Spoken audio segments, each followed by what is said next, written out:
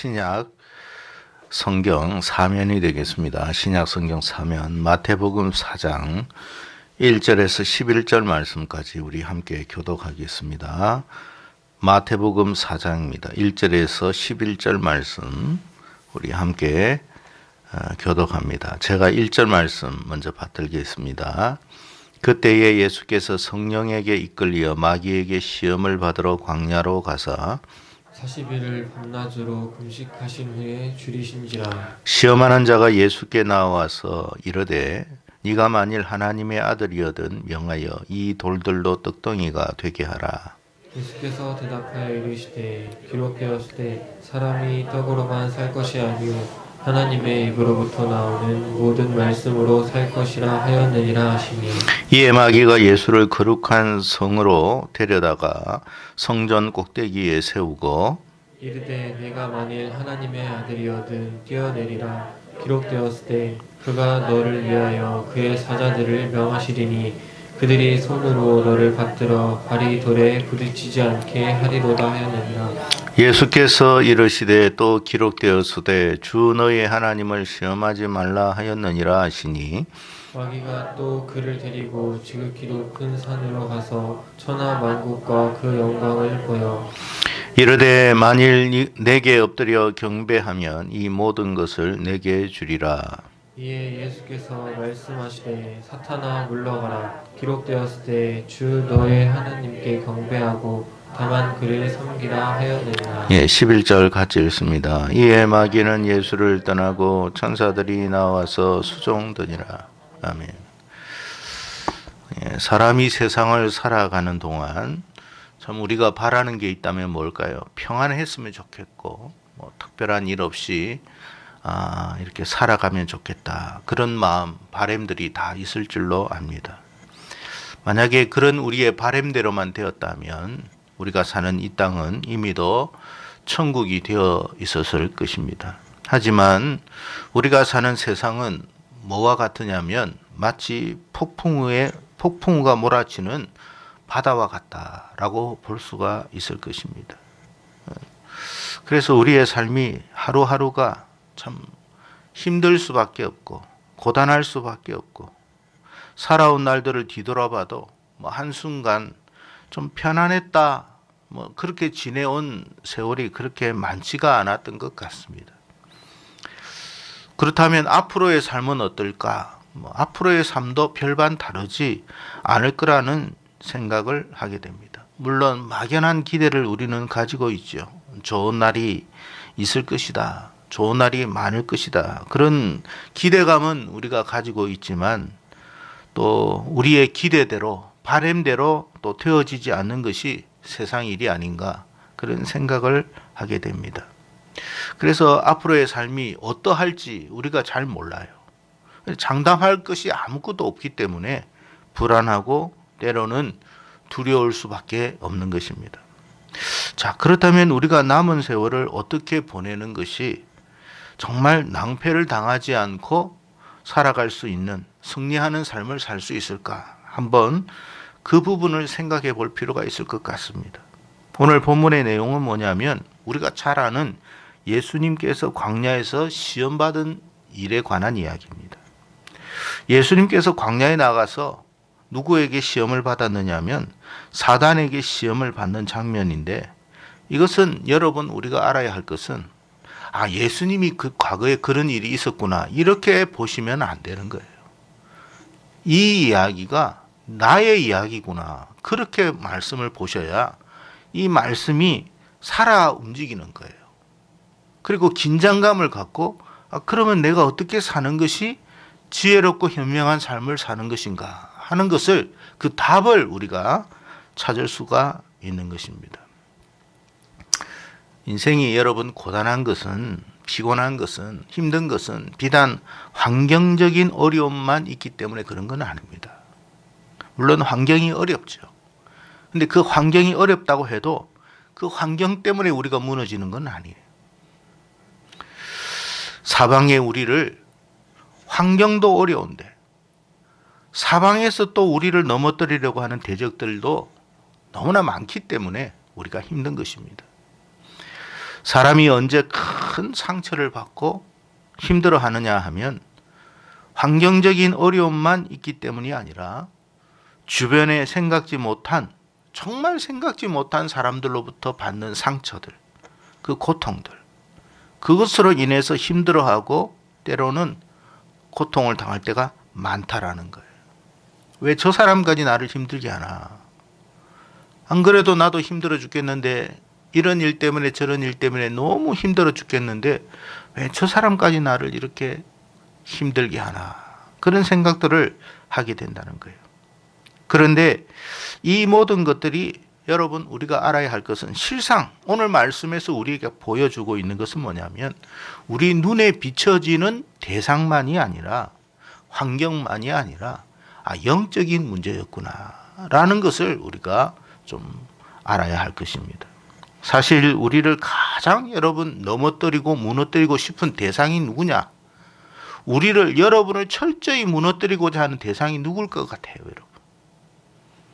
바로 사단입니다, 사단. 근데 물론 세상 사람들은 인정을 안 해요. 그런 존재가 어디 있어? 믿지를 않죠. 그러나 성경이 우리에게 보여주는 건 뭐냐면, 바로 우리를, 저와 여러분을 무너뜨리려고 하는 대상이 있다라는 걸 이야기하는 거예요. 그게 바로 사단이다, 사단. 이 사단은 우리 주변의 환경 속에서, 또 혹은 사람들을 통해서 얼마나 우리를 무너뜨리려고 하고 넘어뜨리려고 하고 고통을 주려고 하는지 몰라요. 그래서 때로는 이 사람들을 통해서, 저 사람을 통해서, 이 방법을 통해서, 저 방법을 통해서 하는데 결국은 누구냐면 사단인 거예요. 그래서 우리가, 저와 여러분이 하나님을 의지하고 기도해야 하는 이유가 바로 여기에 있는 거예요.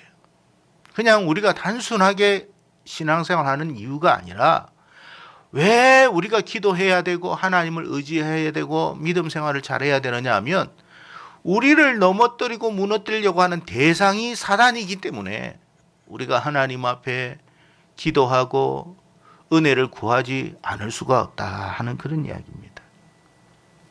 네, 여러분이 생각해 보세요. 지금 살아왔던 과정들을 생각해 보면, 초등학교 때 여러분 괴롭혔던 사람들이 지금 있나요? 중학교 때 여러분을 힘들게 했던 사람이 여러분 지금 주변에 있나요?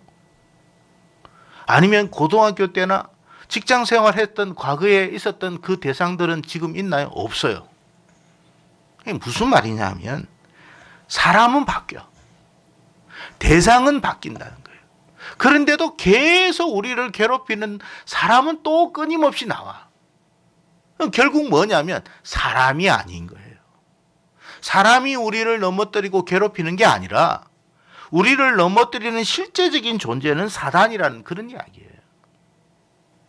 그래서 여러분, 지금 저 사람만 없으면 내가 좀 평안할 것 같다 생각하죠? 아니에요. 또 다른 사람이 나오는 거예요.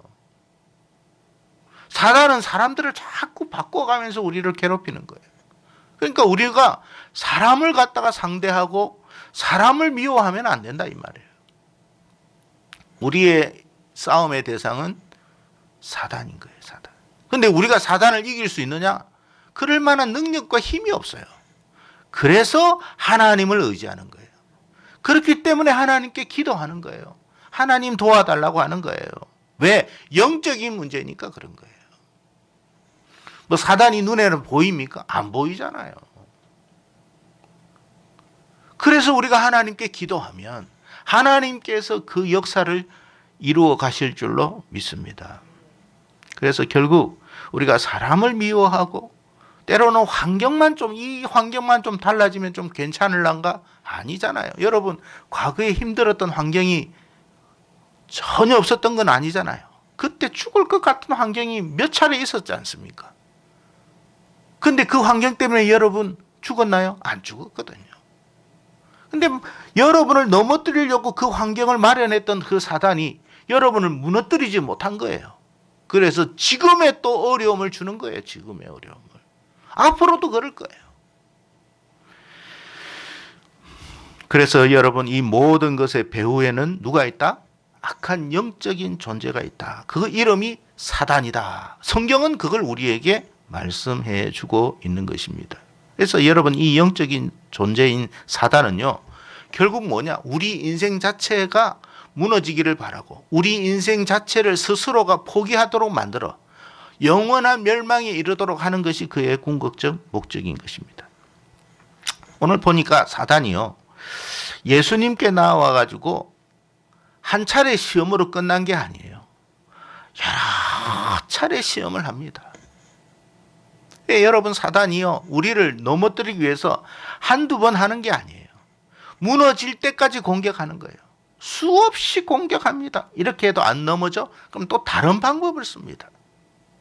그러니까 여러분, 이번 고비가 넘어갔다 해가지고 안심하지 마세요. 이번 고비만 넘어가면 괜찮을 거다, 그런 일 없어요. 또 다른 것을 준비하고 있다는 걸 알아야 합니다. 끊임없이 끈질기게 우리를 넘어뜨리려고 한다. 자, 그런데 다시 말씀드립니다만, 우리에게는 능력이 한계가 있잖아요. 우리의 힘이라고는 한계가 있어요. 우리가 감당할 수 있는 것이 별로 없어요. 감당하다 안 되면 이제 주저앉아 버려요. 그래서 어떻게 해야 됩니까? 하나님을 의지해야 된다. 그래서 오늘 본문 1절의 말씀을 보면 예수님께서 어떻게 되어 있다고? 성령에게 이끌리어 마귀에게 시험을 받으러 광야로 가셨다라고 되어 있습니다. 여기서 포인트는 뭐냐면 성령에게 이끌리어라는 거예요. 성령에게 이끌리어.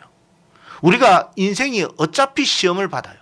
어차피 여러 가지 고난과 시련이 닥쳐올 수밖에 없어요. 근데 그걸 이길 수 있는 길은 뭐냐? 하나님이 함께 해 주셔야 된다라는 거예요. 하나님이 우리 인생을 붙들어 주셔야만 그 광야, 환경이 어려운 광야에서도 이길 수 있고 우리를 대적하는 그 대적에게서 우리가 승리할 수 있다, 이 말이에요. 하나님만 함께 하신다면 광야도 여러분 이길 수 있어요. 광야도 극복할 수 있어요. 하나님만 함께 하시면 사단 아닌 그 이상이라도 우리는 능히 승리할 줄로 믿습니다. 물론 예수님은요, 성령님을 의지하지 않고도 능히 사단을 이길 수 있는 분이십니다. 자, 그럼에도 불구하고 왜 예수님께서 성령에게 이끌려 광야로 가서 마귀에게 시험을 받았을까? 그걸 생각해 봐야 돼요. 이게 뭘 이야기하냐면 결국 우리를 위해서 주시는 말씀이에요. 우리를. 이렇게 해야만 승리한다. 이렇게 해야만 너희들이 광야를 이기는 거야. 이렇게 해야만 너희를 대적하는 그 악한 세력을 이길 수 있는 거야. 어떻게 하라고요? 성령에게 이끌려야 가야 된다. 그 말씀하시는 거예요. 그래서 오늘 본문이 우리에게 주는 인생 승리의 방법이 뭐라고요? 성령에게 이끌려가면 너희들이 승리할 것이니까 두려워하지 말아라. 그 말씀이에요. 오늘 이 말씀이, 이 축복의 약속이 저와 여러분에게 그대로 적용되어지기를 축복합니다. 그래서 여러분, 우리를 무너뜨리고 넘어뜨리는 악한 세력을 이길 수 있는 것은 다른 거 아니에요. 우리 어떤 학벌, 스펙, 능력, 그것도 한계가 있는 거지. 우리보다 강한 그 힘이 여러분 막 다스리면요, 주관하면요, 감당 안 돼요. 서울대학생이라고 자살 안 합니까? 아니 여러분, 고위공직에 있는 사람들 자살 안 합니까? 아니 우리가 생각할 때 그렇게 힘있고 그렇게 많이 배웠는데 왜 자살합니까? 자기의 그 스펙이나 그 여러분 재주로 가지고는 그게 안 되는 거예요. 그러니까 우리는 여러분 지금 가지고 있는 게 별게 없어요. 별게 없어도 괜찮아요. 뭐만 있으면 된다고요? 누구와 함께 하면 된다고요? 성령님이 함께 하시면 된다. 그래서 우리가 이 자리에 나오는 건 딴 거 아니에요. 하나님과 함께 하고자 하는 마음 때문에 나온 거예요. 우리 인생에 하나님이 없으면 안 된다. 그걸 날마다 매주마다 하나님 앞에 고백하는 거예요. 하나님, 한 주간을 살았지만 하나님 없이는 제가 되는 게 없습니다. 하나님, 이번 주에도 하나님이 함께 해주셔야 됩니다. 그걸 믿음으로 고백하는 장소가 이 예배의 장소예요. 이거는 여러분 무당푸닥거리 하는 곳이 아닙니다, 여러분. 그냥 여러분 종교적인 의식을 하고 의례의식을 하는 그런 행위가 아니에요, 여러분. 나는 하나님이 필요합니다. 나는 하나님 없으면 안 됩니다라는 하나님에 대한 나의 어떤 믿음의 고백인 거예요. 하나님 없이는 주여 이번 주 제가 살아봤는데 한 주간 이 만만치가 않습니다.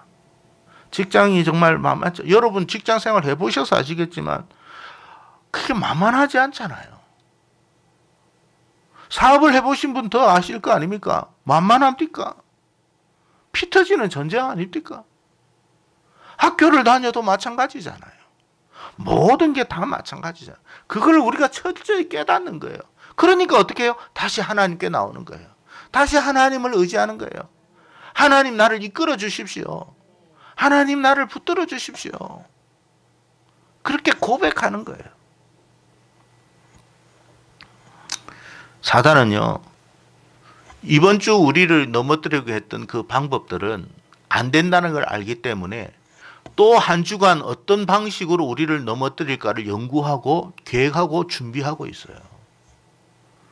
그러면 여러분 우리가 지나왔던 것은 이미 면역이 되었기 때문에 이미 그것을 다 극복할 수 있는 힘을 우리가 비축했지만 지금 이제 또 어떤 문제가 닥칠지는 우리가 모르기 때문에 어떤 문제로 무너질지 몰라요, 여러분. 그래서 하나님 앞에 나와서 사단은 수만 가지 방법을 가지고 있거든요. 그건 지혜가 보통 지혜가 아닙니다. 오죽하면 예수님께서도 사단을 그게 칭찬해서 칭찬하는 게 아니라 오죽했으면 여러분 사단을 이게 뱀처럼 지혜로워 그렇게까지 이야기했겠습니까? 그러니까 여러분 아마 여러분 그 오징어 게임이라고 하는 그게 뭐 웹 드라마입니까? 그거 보신 적 있죠? 그게 뭐 안 보신 분도 있겠지만 그 뭡니까 여러분? 그 뭐 하나의 어떤 그거로 해가지고 뭐 매덕을 뭐 주겠다고 하는 그게 사람들이 몰려가지고 그 게임 안에 들어가는데 거기에 보니까 뭐 여러 가지로 막 해가지고 사람이 막 죽어나가요. 많은 사람이 죽어나가요. 그런데 한 가지로 끝나냐? 그거로 끝나는 게 아니에요. 또 다른 문제가 나오고 또 죽이고 또 죽이고 또 죽이고 우리가 살아가는 세상이 그렇더라는 거예요. 여러분 이 살벌한 세상에서 승리할 수 있는 길이 뭡니까? 우리 방법, 우리의 지식, 우리의 능력 아니에요. 하나님이 도와주셔야 되는 거예요. 그걸 인정해야 돼요. 그렇기 때문에 여러분의 재주와 힘으로 살려고 하지 마시고 능력으로 살려고 하지 마시고 하나님의 도우심으로 사는 방법을 여러분이 가지고 붙들 수 있기를 바랍니다. 과거 이스라엘 백성들이 여러분 출애굽해서 광야에서 40년 동안을 세월을 보냈는데 그 비결이 어디에 있었느냐? 자기 방법이 아니었어요. 하나님께서 그들과 함께 날마다 함께 해 주셨기 때문에 40년을 승리하며 살아올 수 있었던 것입니다. 우리의 삶도 마찬가지라는 거예요. 하나님이 함께 하시면 되는 거예요. 낮에는 구름 기둥으로 밤에는 불 기둥으로 날마다 그들과 함께 했기 때문에 40년을 이겼어요. 우리도 날마다 하나님이 함께 해주시면 능히 이겨갈 줄로 믿습니다. 이처럼 오늘을 살아가는 우리도 하나님이 함께만 해주신다면 안 될 일이 없다라는 거예요. 그러니까 여러분 지금 뭐 경제가 지금 어렵다. 지금 보십시오. 뭐 우크라이나 사태가 여러분 남의 일이라고 생각하지 마세요. 그 일로 말미암아 이제 경제적인 문제가 전 세계에 파급될 겁니다. 기름값 엄청 올라갔잖아요. 기름값 올라가면 그거 나하고 무슨 상관이? 차 안 타면 되지. 기름값이 올라가면 여러분 다른 부수적인 것도 다 올라가요, 여러분.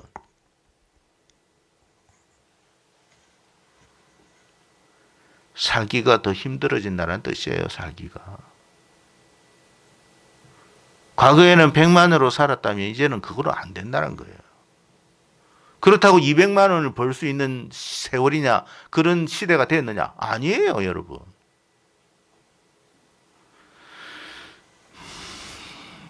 우리가 생각하지 못했던 일들이 자꾸 일어나요.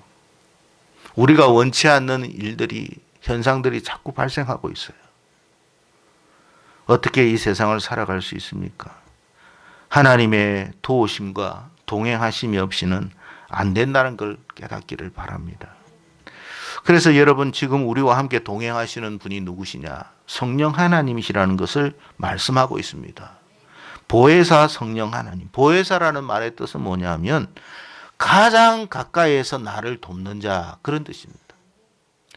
누가 나를 가장 가까이에서 돕는다고요? 하나님이. 여러분 미안합니다만 내 부부도 아니고요. 친족도 아니고 가족도 아니에요. 나를 가장 가까이서 돕는 분은 하나님이라는 거예요.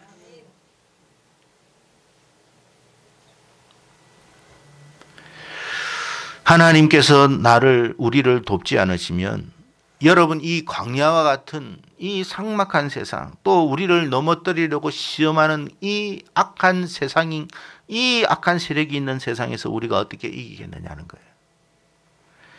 다시 말씀드립니다만 사탄은 우리가 무너질 때까지 집요하게 우리를 시험할 겁니다. 한두 번으로 끝날 그게 아니에요. 때로는 이 방법, 때로는 저 방법으로 우리를 굉장히 힘들게 하고 고통스럽게 만들 것이고, 때로는 고통이 안 되면 유혹을 통해서도 우리를 넘어뜨리려고 할 거예요. 그래서 여러분, 세상 불신자들은 몰라도 성도인 저와 여러분만큼은 이 세상이 이렇게 돌아가고 있구나라는 사실을 알고 나는 하나님과 동행해야 되겠구나, 그런 어떤 그 간절한 마음을 갖기를 바라고, 이 시간 하나님 앞에 고백하기를 바랍니다. 하나님, 나 좀 도와주세요. 나 하나님 없이는 안 될 것 같아요. 하나님, 내 손 붙들고 꼭 가주세요. 지금까지 하나님 붙들어 주셔서 여기까지 왔는데 앞으로도 하나님이 나를 붙들어 주십시오. 그 간절함이 있어야 돼요. 간절함이 뭐냐? 간절함이 있는 사람이 기도하는 거예요. 간절함이 있는 사람이 예배 드리는 거예요. 뭐 간절함이 없는데 무슨 기도를 하고 무슨 예배를 드립니까? 아쉬움이 없는데. 여러분, 아쉬운 사람이 여러분 손 내밀고 아쉬운 사람이 찾아가는 거 아닙니까? 아쉬운 사람이 선물 보따리 들고 가는 거 아니겠어요? 아쉬우니까 말하는 거예요. 우리가 하나님께 나아가는 이유는 아쉽다라는 거예요. 세상 살기가 너무 힘들고 감당이 안 돼요. 주님, 도와주세요. 그렇게 말하는 거예요. 그래서 오늘 본문에서 예수님께서 홀로 광야에 가서 사단에게 시험을 받으시는 것이 아니라 성령님께 이끌려 시험을 받으러 갔다. 성령님께 이끌리니까 다 이기더라. 놀라운 하나님의 지혜를 주시고, 생각지 못한 말씀을 주셔서 사단을 이기게 하시구나. 여러분, 지혜는 누가 주신다고요? 성령 하나님이 주십니다. 순간순간 여러분 순발력을 갖게 하시는 그 분이 누구나 바로 성령 하나님이에요. 사람과 사람 사이에 대화를 할 때 말문이 탁 막히고 이걸 어떻게 해야 되나 이렇게 할 때가 너무 많잖아요. 우리의 삶 속에. 그때 여러분 순간으로 지혜를 주시는 이가 하나님이에요.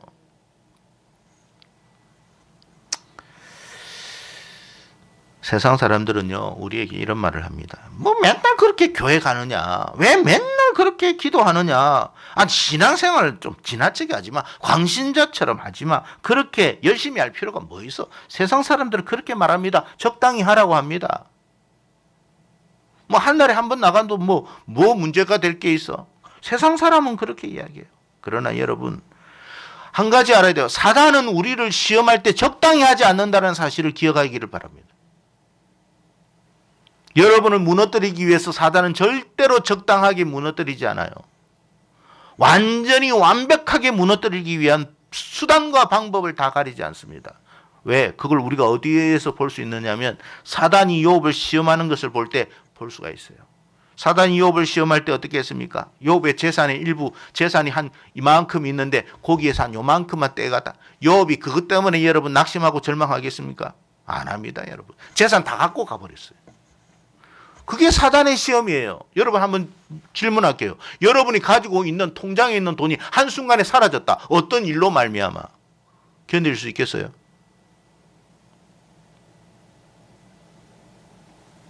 그게 사단의 시험이에요.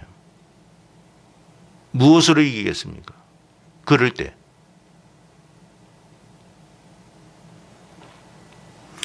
이론도 남지 않도록 다 갖고 갈 수 있어요. 여러분이 사랑하는 가족들, 다 건강하기를 바라고 여러분의 자녀가 건강하기를 바라는데 사고로 병원에 들어가 버렸어요. 생명이 경각에 있다는 의사 선생님의 이야기를 들어요. 견딜 수 있겠어요? 그게 사단의 시험이에요.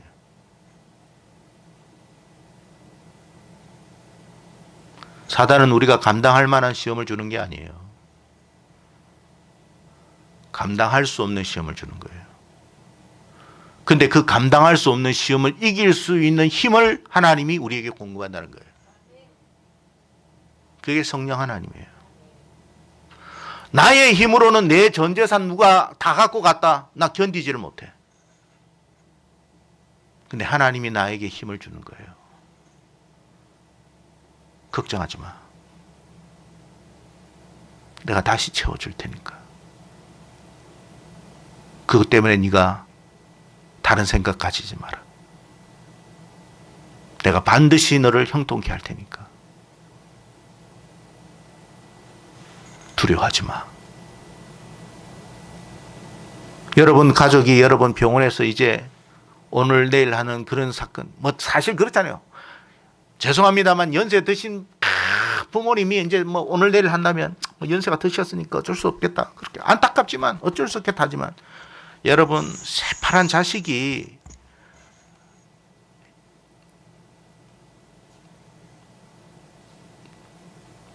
목숨이 경각에 이르렀겠다고 판정을 받으면 미쳐버립니다.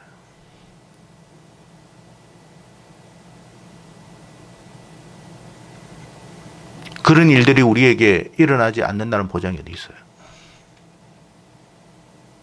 근데 하나님께서 그에게 힘을 주는 거예요. 욥이 일어날 수 있었던 것은 자식 10명이 다 죽었어요, 여러분. 한 명도 아니고 10명이 죽었어요. 그에게 여러분 힘을 주신 이가 누구겠습니까? 성경에는 안 나오죠. 하나님이에요. 그래서 여러분 사단에게 네 마음대로 시험해봐라고 했던 거예요. 욥은 하나님을 의지했던 믿음이 있었어요.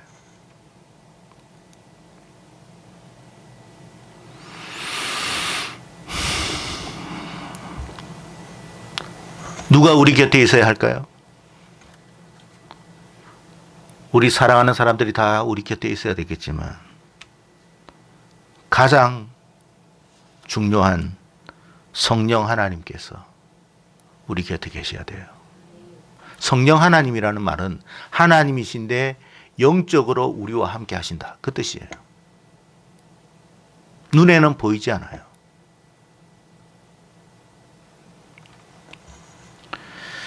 신앙생활 대충 해도 된다는 말은 우리가 살아왔던 지난 날을 뒤돌아봐도 전혀 우리가 이것을 받아들일 수 없는 말이라는 것을 기억하기를 바랍니다.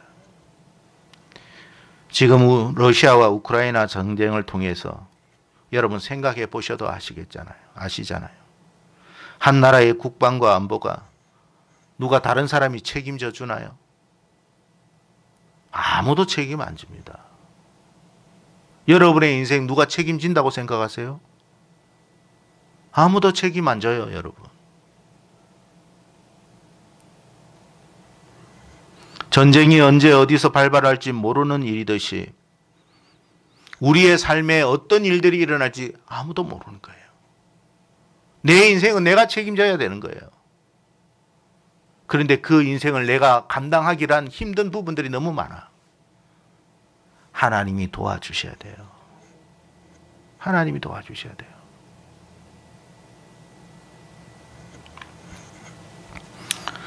여러분 세계 군사력 2위가 러시아인데 세계 군사력 22위가 우크라이나입니다. 사실 이것은요 러시아가 그랬잖아요. 한 이틀 3일이면 점령할 거라고 했는데 지금 그렇지가 않거든요. 희한한 일이 일어나고 있거든요. 전쟁은 성경에 하나님께 속했다고 그랬습니다. 우리 인생도 마찬가지예요. 인생이 무너지고 안 무너지는 것은 우리의 재주나 능력이나 우리의 어떤 실력이나 우리가 가진 재산이 아니에요. 하나님이 붙들어 주시면 어떤 세력으로도 이길 수 있다는 거예요. 하나님이 도와주지 않았다면 우크라이나 무너졌을 거예요. 근데 희한한 일이 일어났어요.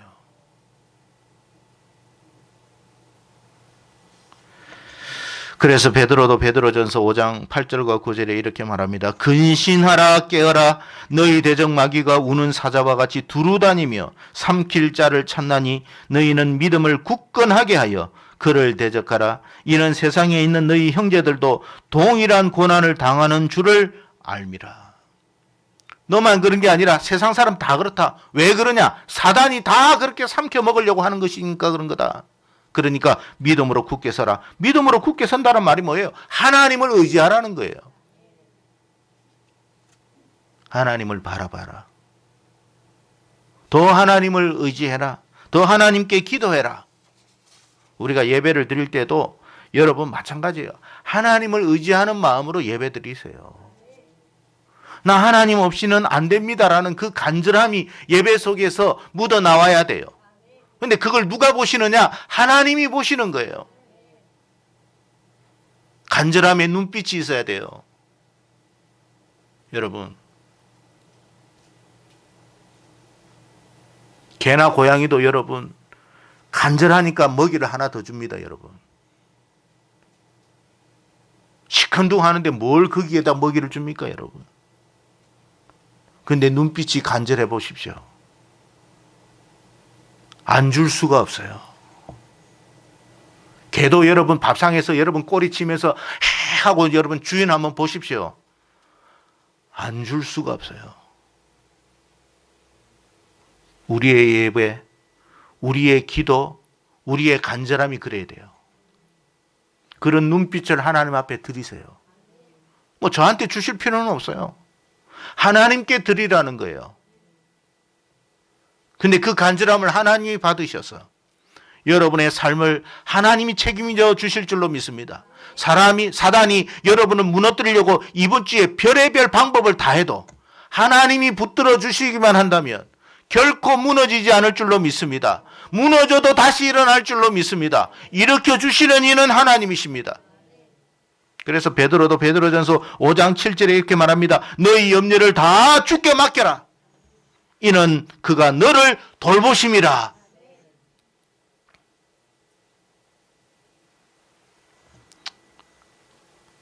성도 여러분, 우리의 믿음 생활이 더 간절하기를 바라요. 그러면 살아계신 하나님께서 우리와 동행해 주실 줄로 믿습니다. 그 동행하는 인생은 반드시 승리할 줄로 믿습니다. 이번 한 주간도 여러분의 삶 속에 하나님의 놀라운 은총과 그 손길이 충만하기를 주의 이름으로 축복합니다. 기도하겠습니다.